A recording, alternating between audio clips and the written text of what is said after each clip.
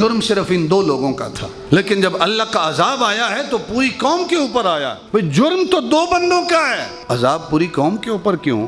الحاقہ ملحاقہ وما ادراک ملحاقہ، اس حقیقت کا تم ادراک نہیں کر سکتے۔ کذبت ثمود وعاد بالقاریہ، اب یہاں قاریہ آگے لفظ آ گیا، پہلے الحاقہ یہاں بالقاریہ کہ کذبت جھٹلایا، ثمود وعاد بالقاریہ، قوم ثمود اور قوم عاد نے، بالقاریہ کس کو؟ اس کھڑکھڑانے والی کو۔ بالقاریہ، قاریہ کہتے ہیں کہ جب دو وزنی چیزیں آپس میں ٹکراتی ہیں جو آواز پیدا ہوتی ہے اس کو قاریہ کہتے ہیں۔ یعنی قیامت کے دن نظام زندگی درم برم ہوگا، سیارے ستارے آپس میں ٹکرائیں گے، اذا الشمس کورت، سورج لپیٹ دیا جائے گا، ستاروں اپنے اپنے مدار میں گردش کر رہے ہیں، قیامت کے دن مدار ان کا ختم کر دیا جائے گا، سیارے آپس میں ٹکرائیں گے، زمین کا نظام درم برم ہوگا، آسمان ٹوٹ پھوٹ کا شکار ہوگا۔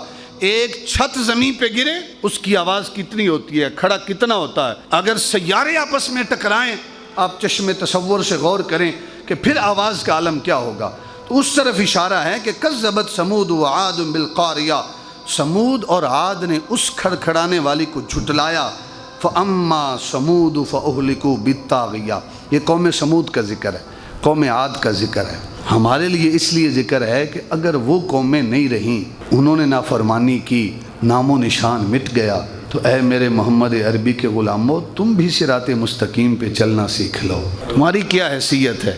فاما ثمود فاہلکوا بالطاغیہ، فرمائے رہے سمود فاہلکوا بالطاغیہ، ہم نے انہیں ہلاک کیا طاغیہ کے ساتھ، ایک چیخ کے ساتھ، ایک چنگھاڑ کے ساتھ۔ یہ قوم سمود کون سی قوم ہے؟ یہ قوم سمود جو ہے جس نے نوح علیہ السلام کی جو اونٹنی تھی، اللہ تعالیٰ نے اس کو ایک پہاڑ سے پیدا کیا، یہ اللہ کے نبی کا معجزہ تھا۔ اللہ کے نبی نے ارشاد فرمایا یہ خدا کی نشانی ہے، اس کو تکلیف نہ پہنچانا، جو اللہ کی نشانی کو تکلیف پہنچاتا ہے پھر رب کا عذاب آتا ہے۔ تو انہوں نے کیا کیا، قوم کے دو سرکش بندے تھے، ایک کا نام مصدع تھا اور دوسرا جس کا نام قدار تھا، وہ دونوں چھپ کر بیٹھے ہوئے تھے۔ انہوں نے کہا کہ بھئی یہ جو اس کی باقاعدہ باری تھی کہ ایک دن وہ پانی پیے گی، ایک دن باقی قوم پانی پیے گی، قوم جو ہے مجبور ہوگی، ایک دن پورا پانی یہ پیتی ہے، ہم جو ہے وہ کنویں کے پاس نہیں جا سکتے، تالاب کے پاس، یہ اونٹنی پانی پیتی ہے، اس نے تو زندگی حرام کر دی ہے، ہم اس کو جو ہے کہیں سائیڈ پہ لگاتے ہیں۔ تو جو مصدع تھا یہ دونوں چھپ کر بیٹھے ہوئے تھے، جو ہی وہ اونٹنی آئی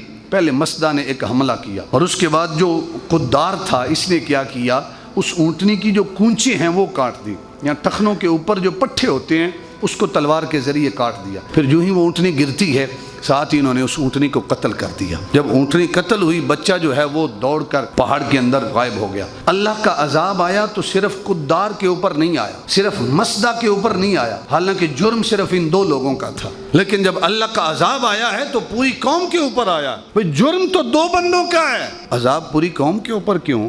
مفسرین فرماتے ہیں پوری قوم پر عذاب اس وجہ سے آیا کہ جب یہ دو پلان تیار کر رہے تھے نا کہ ہم نے اس اونٹنی کو ذبح کرنا ہے، اس کو قتل کرنا ہے، ایک دن پورا یہ پانی پیتی ہے، ہم سے تو بہتر یہ ہے، ایک دن ہمیں ملتا ہے۔ جب یہ پلان تیار کر رہے تھے، قوم میں سے کوئی بندہ نہیں تھا جو ان کو کہہ سکتا، قدار کو کہہ سکتا، مصدع کو کہہ سکتا کہ بھئی کیا کام کرنے جا رہے ہو، خدا کا خوف کرو، اللہ کی نشانی کو قتل کرو گے۔ کوئی قوم میں سے منع کرنے والا نہیں تھا۔ جب منع کرنے والا نہیں تھا، اللہ کا عذاب آیا ہے تو پھر دو بندوں کے اوپر نہیں آیا، چونکہ پوری قوم جو ہے اس گناہ کے اندر مشاورت میں برابر کی شریک تھی، اس لیے اللہ کا عذاب آیا ہے تو دو بندوں پر نہیں، پوری قوم کے اوپر رب کا عذاب آیا۔